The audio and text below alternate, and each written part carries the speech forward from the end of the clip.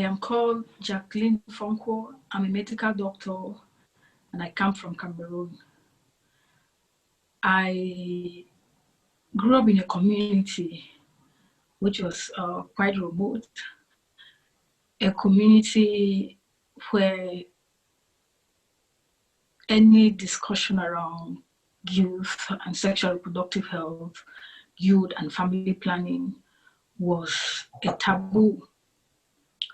Growing up in this community as a young girl who has dreams alongside my friends, I was very troubled when at one point I saw how the dreams that we had together as young girls were taken away from some of my friends. This was a very hard thing to deal with as a young person because I felt helpless. We didn't know what to do. These are young girls who had dreams, but because they never had information about their sexual reproductive health rights, they became victims of circumstances that they didn't have a lot of power over. So when I eventually got to med school, the very first time that I heard about family planning was it was in a medical school. I think 4th year in the medical school, you can imagine that. Even the kind of knowledge you get about family planning, it's knowledge, it's the clinical knowledge, what you're supposed to know, all the different methods of family planning, how they work, and how to prescribe these methods. It was not really knowledge that prepares you how the different challenges and the narratives that are within the community.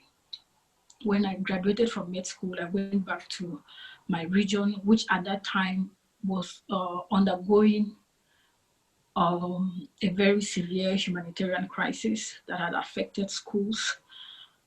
And more than 90% of schools were not functional. As a result, young people were now just seated back at home. A lot of people were displaced from the suburbs to the capital city where I was working in Bamenda.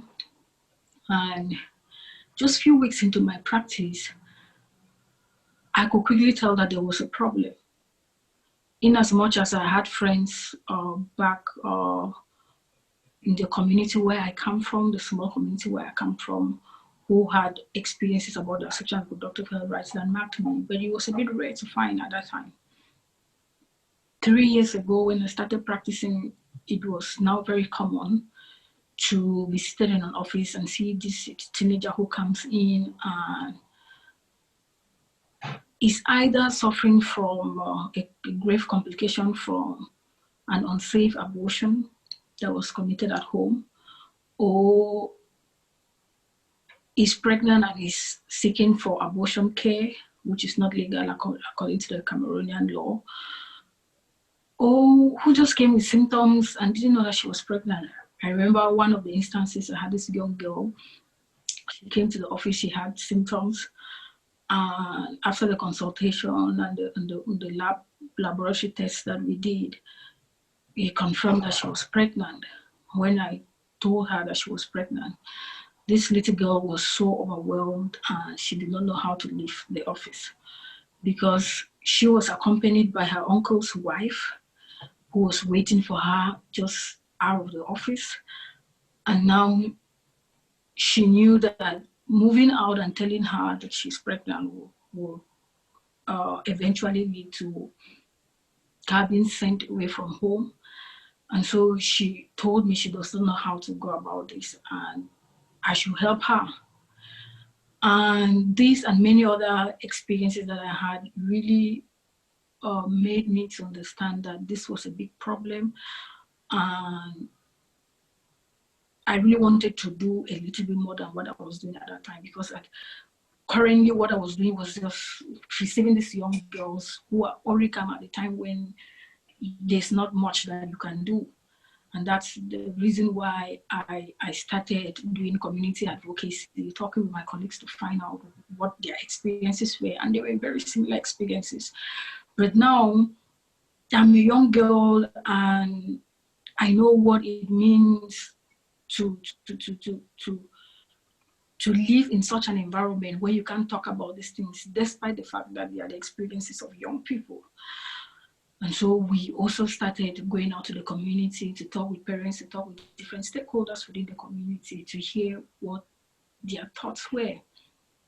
I remember in 2018, when I had the scholarship to attend the International Conference on Family Planning in Rwanda, it was a very unique moment for me, because interacting with more than 500 youth leaders from different countries and having sessions that really built our skills on advocacy and engaging different stakeholders, it was very a wonderful experience. So when I returned from the conference, I had the courage now to co-found the organization which I lead, called Youth to Youth, so that we could really be concrete in what we were doing and we could have a targeted audience.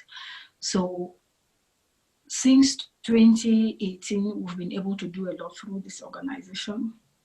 And I remember just last year, with support from the UN Foundation, we conducted a project and we met with 10 stakeholder groups from the Bamenda Health District to assess the impacts of the ongoing Anglophone crisis on the sexual and reproductive health of adolescents and young people within the Bamenda Health District. And having parents, pastors, teachers, youth leaders, different religious leaders, heads of NGOs, the media, come around and discuss the experiences was really mind-opening and challenging for everyone who participated during this program. I remember when we met with the Quarter leaders and they had the experiences of their colleagues, some of them took upon themselves the initiative to go back to their respective neighborhoods, conduct a house-to-house census to see what was happening. And we got a report from one of them giving statistics of the number of teenagers that they realized were pregnant, and they were really surprised with what they found. And they started an initiative to talk to parents, to engage parents, to lead the entire community to initiate a dialogue around youth and sexual reproductive health. We had pastors who went back and organized youth programs in their churches. And so it has been a long journey. And what we are seeing is a bit of progress that we are making, having different people from different backgrounds who are beginning to have these dialogues within the community. But when COVID-19 hit, it really changed a lot of stuff, because now public gatherings were restricted. Now the health system is really weakening. You can't just refer young people to go to a family planning service within the hospital structure to pick up a family planning method. And it was, it really hit us hard, because now we're dealing with a double crisis. And as an organization, we're thinking, what can we do to be able to change this? Because now these young people are still being affected. They are victims of gender-based violence. They are young people, they are exploring their sexuality, and they are vulnerable, but they need this information. And so one of the things that we are now embarking on is how to harness technology to inform young people in a very inclusive way what they should know and where they can access services. So we see the future of family planning now to